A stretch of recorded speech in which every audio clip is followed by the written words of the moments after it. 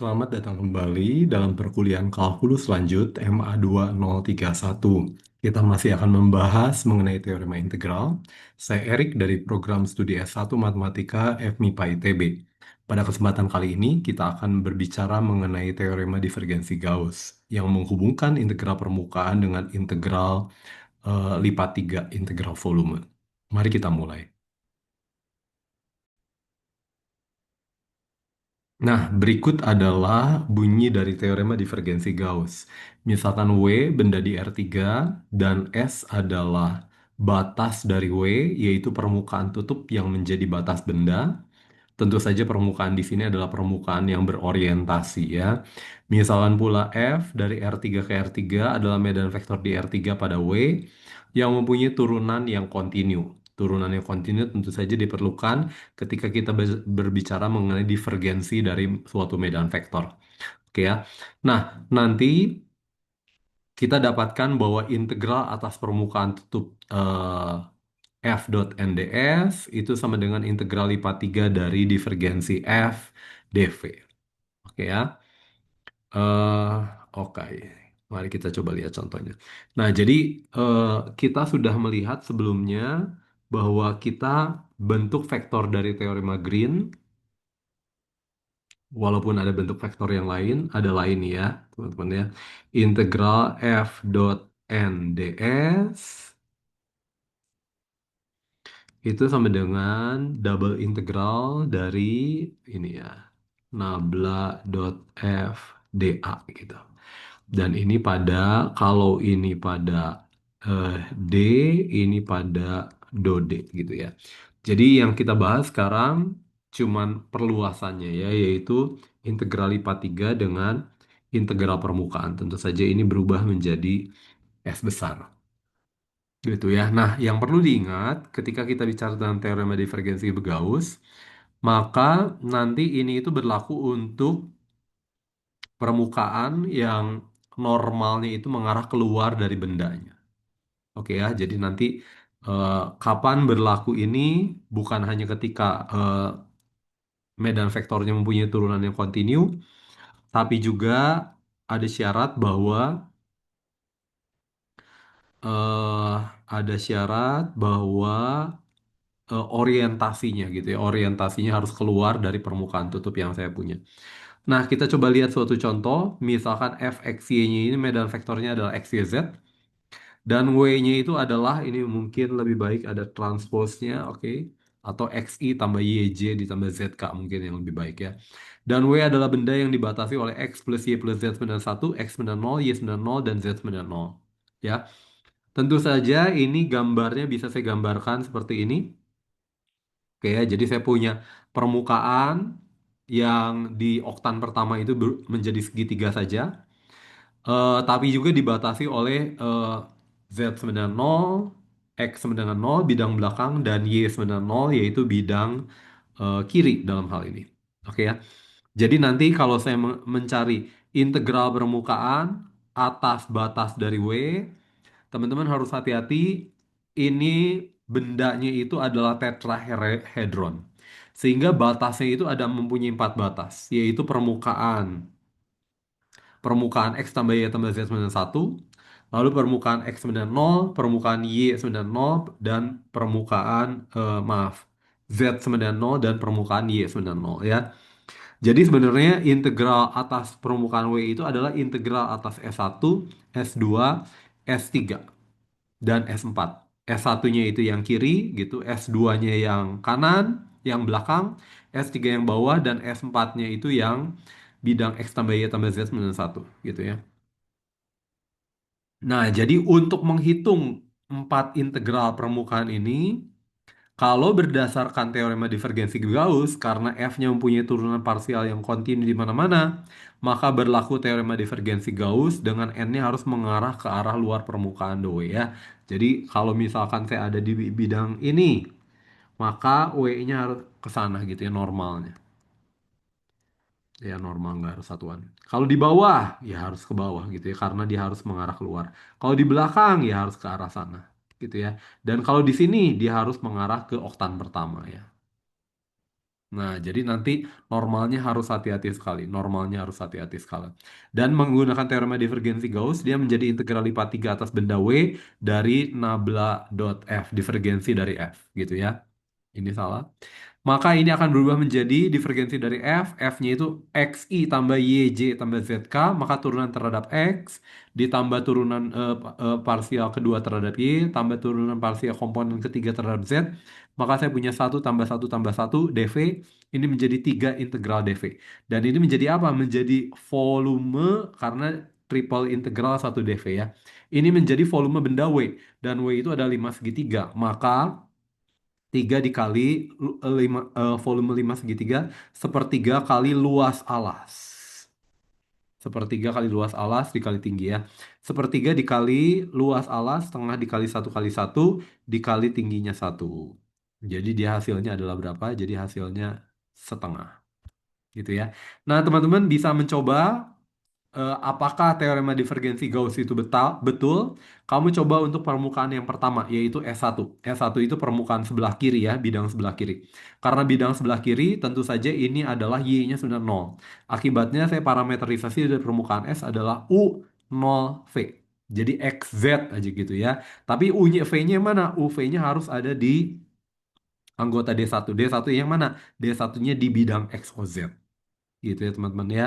Jadi nanti saya hitung, mau menghitung vektor normalnya, saya cari GU-nya dulu, cari GV-nya, lalu normalnya cross produknya, ini menjadi I cross K, ini adalah negatif J.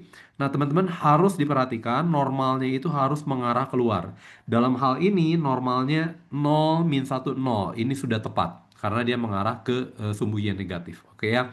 Jadi ini sudah normal yang sesuai yang kita inginkan. Akibatnya, maka integral permukaannya itu adalah f dot n. Jangan lupa n ini vektor satuan, maka ini menjadi ini dikali dengan seperpanjangnya. Tapi ini kan menjadi ds-nya sendiri, itu adalah ini, teman-teman ya. Jadi nanti n-nya hilang, sisanya tinggal dot produk du dv. Dan ini dot produknya 0, sehingga hasilnya untuk integral atas permukaan S1, f dot n, itu akan menghasilkan nol gitu ya teman-teman ya. Nah teman-teman bisa coba juga nanti untuk permukaan S2, S3 hasilnya nol. Nah teman-teman harus bisa menduga kenapa ya hasilnya nol? Kenapa F dot N itu dia hasilnya nol untuk permukaan ini? Nah nanti yang akan ada angka itu ketika hanya pada permukaan bidang saja X tambah Y tambah Z minus 1. Nah kamu harus coba. Dan berapa integral permukaan itu? Nanti kalau kamu jumlahkan hasilnya akan sama saja dengan menghitung integral lipat 3 dari divergensi dari medan vektornya. Oke ya, teman-teman ya. Nah, saya pikir itu tidak masalah. Lalu pertanyaannya, apa arti divergensi dari medan vektor? Nah, kita kemarin sudah bicara tentang divergensi di ruang R2, sekarang bicara divergensi di R3. Ya, kira-kira persis sama ya. Divergensi F di titik suatu titik P, gitu, di suatu titik P, itu adalah, kalau saya punya permukaan tertutup gitu, normanya ke arah luar, maka F dot N ini adalah apa? Ini adalah kalau F-nya menyatakan medan vektor magnet, medan vektor listrik, jadi menyatakan adalah flux magnet yang menembus menembus permukaan tertutup itu. Flux magnet yang menembus permukaan tertutup itu dibagi dengan total volume, dibagi dengan dibagi dengan volume lalu limitkan R menuju R menuju 0 ya. Sehingga ini menjadi rata-rata flux gitu ya, kira-kira rata-rata flux untuk di titik itu yang keluar dari bola yang kecil gitu ya, yang keluar dari titik itulah kira-kira ya, flux rata-rata flux yang keluar dari titik itu gitu kira-kira ya. Jadi itu arti dari divergensi. Nah, lalu ada dengan cara yang sama yang seperti sebelumnya, kalau saya misalkan C1 dan C2 dua lakukan tutup sederhana dan tidak saling berpotongan dan mempunyai arah yang sama, kalau dia memenuhi relasi do P do Y sama dengan do Q do X, maka kita dapat integral atas lintasan C1 sama dengan integral atas lintasan C2. Syaratnya, turunan parsialnya harus kontinu pada C1, C2, dan daerah di antara C1 dan C2. Teman-teman masih ingat ya? Dengan cara yang sama, nanti integral permukaan itu kalau saya misalkan punya S1, saya punya yang besarnya adalah S2 gitu. Lalu dia mempunyai turunan parsial yang kontinu di antara permukaan pertama sampai permukaan yang kedua. Maka menggunakan ini juga akan menghasilkan yang sama ya, bahwa f.n ds-nya itu sama jika nabla.f-nya sama dengan nol gitu. Oke, jika nabla.f-nya sama dengan nol. Nah, oke ya. Nah, ini yang kita pakai nanti di aplikasi dari teorema divergensi Gauss ada dua, yaitu mengenai formula Gauss dan melalui perumusan dari perumuman dari formula Gauss, yaitu sudut padat pada permukaan es ya. Formula Gauss ini biasanya dipakainya yang di fisika ya, yang terkait dengan eh, jumlah muatan gitu kira-kira ya, jumlah muatan pada eh, jumlah muatan listrik gitu kira-kira ya. Nah, oke, kita coba lihat yang berikutnya adalah ini ya. Misalkan W benda di R3 dan titik 0,0,0 tidak terletak pada batas dari W. Tidak terletak pada batas dari W. Jadi, saya punya benda 0,0-nya itu bukan di batasnya ya, tapi bisa di dalam, bisa di luar gitu ya. Maka nanti double integral, integral permukaan atas fungsi R dot N per R pangkat 3, ini skalar, R-nya sendiri, medan vektor R-nya sendiri X, Y, Z. Kalau R yang bukan vektor, dia adalah panjangnya ya, akar dari X kuadrat tambah Y kuadrat tambah Z kuadrat gitu ya.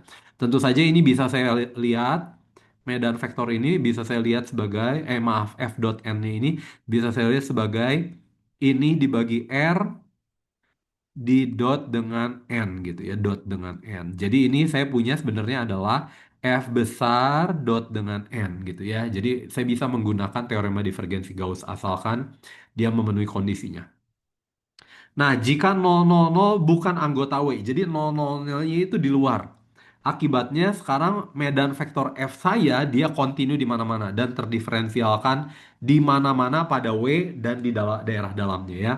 Maka berdasarkan teorema divergensi Gauss, maka saya akan mendapatkan ini adalah divergensi dari vektor R dibagi dengan R pangkat 3 dV gitu ya. Dengan N-nya jangan lupa harus mengarah keluar permukaan dari W saya, harus keluar ya N-nya. Nah, jadi kalau saya hitung, teman-teman mungkin boleh menghitung lagi kalau nabla dot F gitu, nabla dot. Kalau misalkan ini saya punya F dengan F gitu. F-nya itu fungsi dari Rn ke R. F-nya ini pemetaan. F-nya ini pemetaan dari Rn ke Rn gitu. Maka ini akan berubah menjadi eh, F nabla dot F divergensi dari F gitu. Ini ditambah dengan nabla F. Jangan lupa eh, nabla F dot dengan F gitu ya, teman-teman ya. Teman-teman coba buktikan sendiri. Teman-teman coba buktikan sendiri. Jadi ini adalah F itu skalar dikali dengan nabla.f dia skalar. Maka skalar kali skalar masih skalar gitu ya. Dan memang hasilnya skalar ya karena nabla dot dengan medan vektor. Maka hasilnya harus skalar. Lalu yang ini nabla f gradien dari f dia adalah vektor dot dengan medan vektor f maka dia adalah skalar. Vektor dot vektor dia adalah skalar maka hasilnya skalar dan dia kira-kira kemungkinan itu betul gitu ya, cuman kamu harus cek ya. Jadi nanti saya punya ini berdasarkan ini, jadi boleh saya tulis sebagai seper R pangkat 3 dikali dengan R vektor gitu ya teman-teman ya. Ini jadi F dikali F besar gitu kira-kira. Nah, jadi dalam hal ini dia akan menjadi 1/r pangkat 3 dikali dengan nabla dot R divergensinya ditambah dengan gradien dari 1/r pangkat 3 dikali dengan R gitu ya. Teman-teman bisa teman-teman coba sendiri ya. R-nya itu siapa? R-nya itu X, Y, Z transpose. Maka turunan terhadap X tambah turunan terhadap Z dia akan menjadi 3. Setuju ya teman-teman ya? Lalu bagaimana ini turunan dari 1/r3? Nah, kamu bisa coba sendiri ya, kan ini adalah apa? Ini adalah yang pertama turunan terhadap X dari 1/r pangkat 3. Seper dari ini ya, X kuadrat tambah Y kuadrat tambah X kuadrat pangkat 3. Nah, teman-teman cari turunan terhadap Y, turunan terhadap Z. Nanti dapat teman-teman gradiennya itu adalah ini. lalu didotkan dengan R, maka R dot R menjadi R kuadrat, teman-teman ya. R kuadrat, maka ini menjadi 3R kuadrat dikurangi 3R kuadrat dibagi R pangkat 5, dia akan menjadi hasilnya nol. Oke ya. Karena hasilnya nol, teman-teman masih ingat yang tadi, begitu nabla ininya kanannya nol, gitu ya. Di sini saya punya nabla.f-nya nol, maka nanti integral atas, ini terutama untuk yang 0,0-nya anggota di W saya gitu ya, anggota di W saya. Jadi nanti integral atas permukaan luar sama integral atas permukaan kecil akan sama saja karena nanti titik singularnya itu hanya di titik 0,0,0 gitu ya. Dan kita sudah buktikan bahwa nanti ruas kanan dari teorema divergensi Gauss yaitu ini integral volume dari nabla.f-nya ini dia sama dengan nol. Maka nanti saya punya hubungan pada batas W itu saya bisa ganti batasnya. Asalkan dia dalam hal ini asalkan dia selalu turunan parsialnya kontinu ya. Kamu bisa cekkan ini R dibagi R pangkat 3. Dan dia kontinu di mana-mana kecuali di titik 0,0,0 gitu ya. Dan ini aman. Jadi dalam hal ini saya ganti saja. Ganti dengan bola berjari-jari epsilon. Saya ganti dengan bola berjari-jari epsilon. Jadi untuk menghitung integral permukaan ini, saya hitung saja pada integral permukaan tutup bola dengan jari-jari epsilon gitu ya. Jadi saya punya R dot N R pangkat 3 ds misalkan adalah I dalam kasus ini adalah bola berjari-jari epsilon gitu ya. Ini tentu saja ini artinya ini adalah akar dari X kuadrat tambah Y kuadrat tambah Z kuadrat sama dengan epsilon kuadrat. Jadi permukaan bola dengan pusat di 0,0,0 dengan jari-jarinya epsilon ya. Maka normalnya teman-teman bisa dapatkan nanti adalah seper epsilon dikali X, Y, Z gitu teman-teman ya. Jadi nanti X, Y, Z di permukaan bola berjari-jari epsilon dengan pusatnya adalah nol gitu ya. Jadi kalau saya hitung nanti I-nya adalah apa? Ini adalah R-nya X, Y, Z. N-nya, entopinya adalah seper epsilon dikali ini, lalu dibagi dengan R pangkat 3. Maka dia akan berubah menjadi apa? Ini menjadi atasnya menjadi X dot X tambah Y kali Y tambah Z kali Z menjadi X kuadrat tambah Y kuadrat tambah Z kuadrat yaitu epsilon kuadrat dibagi dengan R pangkat 3 tentu saja menjadi epsilon pangkat 3 gitu ya. Dan ini menjadi seper epsilon kuadrat. Jangan lupa epsilon itu tidak bergantung, hanya konstan gitu. Jadi saya punya seper epsilon kuadrat dikali dengan integral permukaan dari 1 ds. Jangan lupa ini integral permukaan dari 1 ds ini menghitung apa? Menghitung luas permukaan bola berjari-jari epsilon dengan pusat di 0,0,0 yaitu 4 pi dikali dengan jari-jari kuadrat. Ini hasilnya menjadi 4 pi. Jadi nanti hasilnya selalu 4 pi kalau 00-nya anggota W, dia akan menjadi 0 kalau 000-nya bukan anggota W. Gitu ya teman-teman ya, tapi ini hanya aplikasi saja teman-teman ya. Tentu saja harus teman-teman banyak mencoba ya, banyak harus mencoba. Nah, ini perumuman dari formula Gauss, perumuman dari formula Gauss, yaitu menghitung sudut padat permukaan S. Kenapa perumuman dari formula Gauss? Oh iya sama ya, oke, oke, oke ya. Nah, jadi yang mau dibicarakan adalah apa? Teman-teman masih ingat ketika saya bicara tentang, nah ini nih sudut theta ini nih, theta ini misalkan saya ambil yang biru. Biru, theta ini sudut segini nih. Bagaimana cara kamu mengukur sudutnya? Kalau kamu masih ingat, caranya gimana? Saya bikin garis bantu dari titik 0,0 ke yang tadi gitu.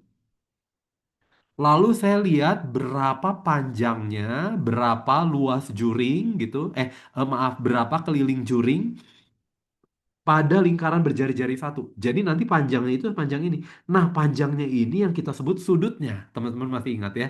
Jadi untuk menghitung sudut itu, kamu bawa ke lingkaran berjari satu. Nah, begitu di lingkaran berjari-jari satu, dia mengikuti keliling apa seperberapa dari panjang busur gitu. Nanti panjangnya itu adalah yang kita sebut sudutnya ya dalam radian kalau teman-teman ingat ya. Nah, dengan cara yang sama, saya sekarang bisa punya apa? Nah, saya punya bola berjari-jari A gitu. Maaf, saya punya pertama-tama adalah permukaan es yang hijau, permukaan es yang hijau. Nah, terus bagaimana menghitung sudutnya? Sama teman-teman, saya proyeksikan ke teman-teman ke apa? permukaan bola berjari-jari satu. Pak, kenapa ini mah berjari-jari A? Ya, oke. Karena nanti A-nya itu bisa besar, bisa kecil. Karena nanti kalau misalkan A-nya besar, nanti permukaan S-nya itu di dalam gitu ya, supaya kita nggak usah repot gitu. Ini di dalam atau di luar gitu ya S-nya. Ya oke lah, kita ambil S, A-nya pokoknya di dalam permukaannya gitu ya, lebih kecil dari permukaannya gitu. Dan permukaannya itu begitu diproyeksikan ke bola, dia menjadi permukaan ini, menjadi permukaan ini ya. Nah, permukaannya ini berapa luasnya di permukaan di bola berjari-jari satu? Nah, luas di bola berjari-jari satu itu yang akan kita namakan sudut padat. Oke ya. Nanti cara menghitungnya gimana? Ah, sama saja ya, dengan cara yang sama. Nah, Pak, ini OP-nya itu siapa? OP-nya itu titik apa? Setiap titik vektor dari titik O ke titik P-nya permukaan gitu ya. Pak, tapi nanti kalau misalkan pada permukaan yang lain, ya kalau misalkan kamu permukaannya nanti ini S1, maka kalau S1 itu P-nya yang mana? P-nya ya nanti yang ada di permukaan gitu ya. Ah, ini OP gitu. Ah. Kalau permukaan yang lain nanti OP ya dari titik itu ke permukaan gitu ya kira-kira itu. Maka kalau saya punya integral permukaan n dot OP R3 tentu saja bisa saya lihat sebagai integral F dot n ds gitu ya teman-teman ya. OP-nya adalah seperti itu. Eh, Lalu yang saya lihat adalah apa? Teman-teman yang saya lihat bendanya ini ya. Jadi permukaan ini, permukaan yang atas, lalu permukaan yang bawah, lalu prismanya gitu yang saya lihat.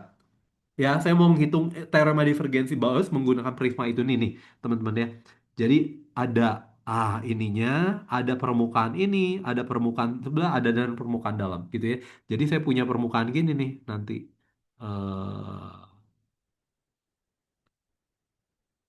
Begitu ya.